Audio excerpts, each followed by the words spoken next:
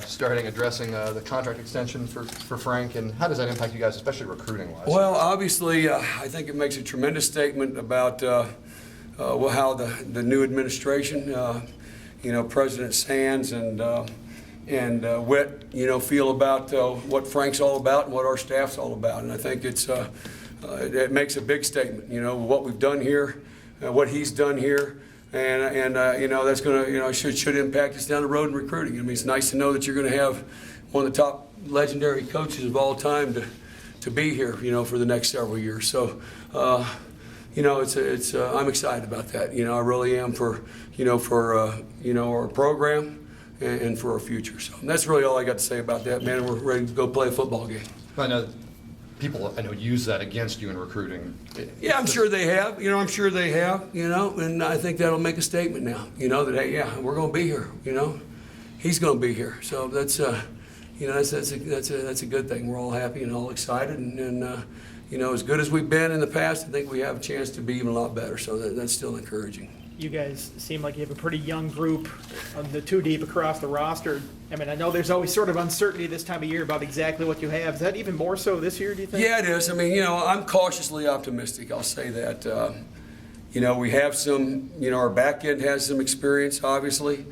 We don't have a lot of experience in the depth, in the depth, though, as far as guys playing regularly, which will be, a lot of first-time, big-time contributors. Up front, you've got some guys that have played, but you really only have one guy that has played just a tremendous amount, being Luther Maddie. Daddy's played in spots for us. Now he's going to play a significant role. Corey Marshall basically missed a whole year. He's going to play a significant role. Kenny Canham, he was a backup. He's going to play a significant role. Chase Williams, Deion Clark. You just go across the front, and then their backups are in the same situation, and probably even less experience. So, we're going to have some growing pains, I'm sure, but we're going to grow and we're going to get better, and I think we'll be a better group as we continue on each and every week and each and every play, and that's what we're expecting. As a coach, do you always kind of have that feeling this time of year where you think you might have an idea, but obviously you've only seen you guys play? Yeah, I know the last couple of years we've had an experienced group, and you kind of knew what you were going to get every time they came out on the field. You've seen them enough times. You knew that these guys were going to be sharp mentally. They've seen enough snaps to see the different formations and that type of thing.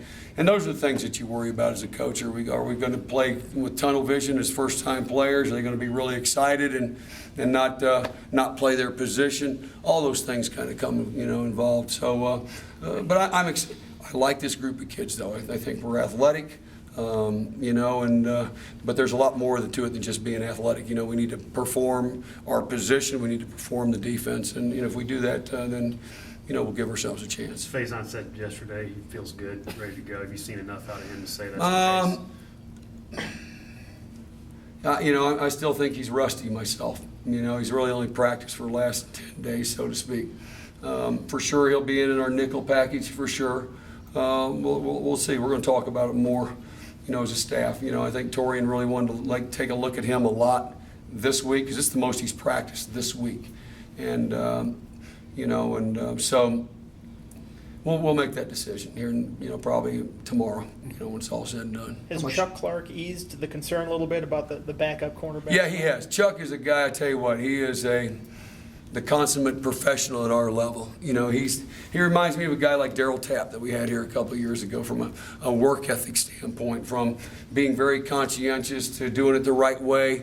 He's got good enough ability, but he's kind of become the jack of all trades for us now because he can play. He's good enough to play corner, but he's big and physical. He can play our nickel spot, and do a good job with that. So, he's really.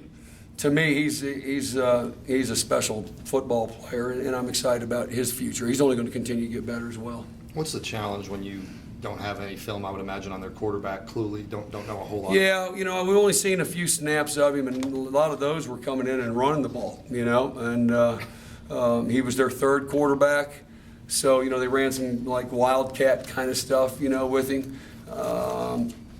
I don't know if they're going to do that. I don't know. I don't know how they feel about their depth and that type of thing. I think sometimes that depends on who that's not their style of offense, though, and it hasn't been. And, we'll have to see if they're going to use somebody as a wildcat or those kind of things. But I don't know if they want to get their guys beat up, that kind of thing. If they're not a running type team with their quarterback, if they are, I think they'll do it. They did it in the past with the Wildcat. And he was a guy that did it a handful of times, but they also put tailbacks in there and stuff and ran some powers and counters and that type of thing too. Is this a situation where you more focus on, do what you do and not worry so much? Well, obviously it's a good football team. I've got a lot of respect for William and Mary and Coach Laycock and their staff, and I've known Kevin Rogers. And, what I see is a well-coached football team. I see an experienced football team. They have they've had good playmakers at the spots. I think their running game is they've got some good backs. A couple of those guys have really good quickness, especially 21. Obviously 3, I think he can play in the ACC. I think he's a dynamic player. And then you have 83, he's kind of a Willie Byrne guy that, might even be a little bit quicker. So I'm impressed by their football team, and I know defensively they're a senior group. So anytime they finished, I think, in the top 5 in 1AA last year defensively. So anytime you play good defense, you give yourself a chance. And they, we just can't give them anything cheap, big plays and that type of thing. But, there's some of their strength is what our strength is as far as their receiving core. And, I think our secondary is part of our strength too. There were a couple times in fall camp you guys were a little nicked up. Being in Rector, I think probably helped added to that. But where do you feel like you guys are from a health standpoint? I think we're fine right now, injury-wise. Ricky Walker's out for the first game. He's got a knee strain. But early on, that's part of camp. I don't care if you look at the NFL or you look anywhere across the country, you're going to have some guys nicked up. And the way we practice against one another, you're going to have that because we really worked with a high energy. So, that's part of it. But we got everybody back right now. We need them to be back. We need to be at full speed on Saturday. So this is a good football team we're playing. It really is. So we're not underestimating these guys. They're well coached and good enough athletes. And you see it more and more. There's a fine line between 1AA and 1A. And I think they've got at least 22 guys on offense and defense that they can compete. So we got to go play a great football game. Go ahead. How much progress has your backup defensive line made? I think we've closed. Charlie probably told you guys. I think we've closed the gap there. With that group, I really do. Getting Woody Barron back was a big plus for us inside. He gave us with Nigel, gives us some guys that played last year. I really think Dwayne Alford and Seth Dooley both have really made big strides. And, Seth's a big kid that can run and do some things. Again, he's played faster. I hope he'll do that when when we're playing against a different opponent. It's going to be, we played against each other since spring ball all summer and, all fall camp. So now we've got to go do it against some other people, and that's where we're going to have some growing pains. The previous guys had some great experience, and you could throw anything out there, and we'd kind of self-adjust. Now we'll have to coach them up, and which we did before. But sometimes you like some guys that have some. We're preparing them for this, but they've got, like I said, they can't play with blinders on. I know you're.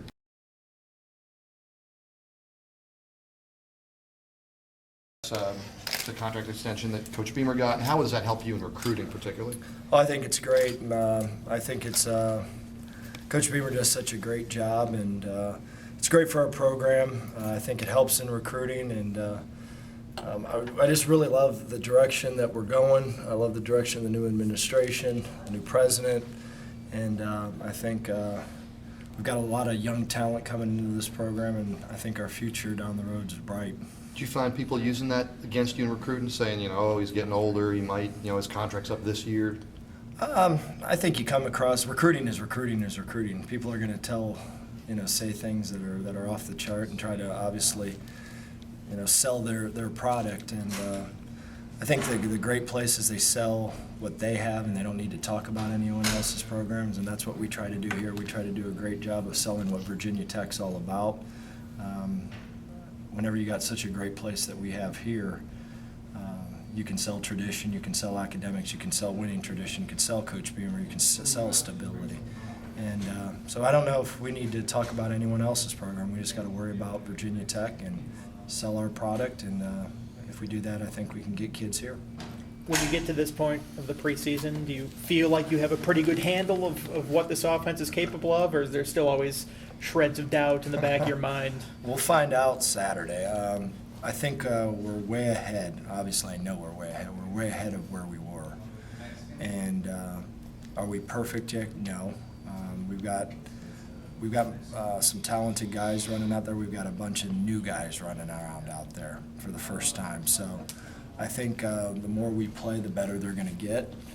And I feel some chemistry with this group. I feel that we made more plays in practice way more than what we did last year. So that feels a little bit comforting. But we got to go out and we got to do it. We got to run the football. We got to protect the ball. And obviously, when our times come in the pass game, we got to make our plays and push the ball down the field and keep the chains moving, keep the ball out of the other opponent's hands. Do you, as a coach at this point in the season, always have doubts in your mind about stuff? Oh, yeah, I don't know if it's doubt, but you're always trying to predict what the next step is by the opponent. What's the next step if you lose a guy? What's the next step if this doesn't work? What's your contingency plan with this? What's your contingency plan with that? So that's our job, though. I mean, that's our job, is always trying to predict and have a contingency plan when things necessarily don't go right, or something doesn't work, or that they change defensively.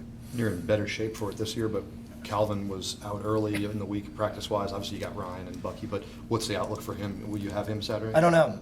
That has been a day-by-day deal, and we'll find out. And that's a great question for Coach Beamer. I don't know if you guys meet with him tomorrow. I don't know when you guys do. Yeah. So. What's wrong with Calvin? What's the injury? That's completely Coach Beamer. Okay. Thanks. Hey, no problem. How about the running back situation? Obviously, JC's going to get the chance to start the game. Is it a situation where if he plays like a number one back, you might ride him, or are you definitely looking at a committee there? Our back situation, I think we've got 4 backs that we really like, 3 or 4 backs, and it's going to take 3 to 4 backs to win. Period. End. I've never been at one place where you could just ride one guy's coattails. So we feel that that position is upgraded. We can't wait for Trey to get healthy, and I think he's getting healthier and healthier every day. Is he 100% right now? No, he's not. But you want a guy like him. He represents everything that we stand for here. You want him to get healthy. So we're excited to see how that position pans out. We're excited to watch some of those guys run the football. Those 2 freshmen, are they ready? Do you feel good about putting them in the game? Well, I think just like you talked about the unknowns. Those are some unknowns. You're going to have Isaiah Ford running out there for the first time. That's an unknown. Have you seen it in practice? Yes, or he wouldn't be starting. But you're running out there for the first time. It gets awfully fast out there that first time, and the game will slow down for them the more they get in there. But they're talented guys, and the more experience they get, the more the game slows down. Right? It'll be a track meet for those young guys at the beginning, and that's as expected.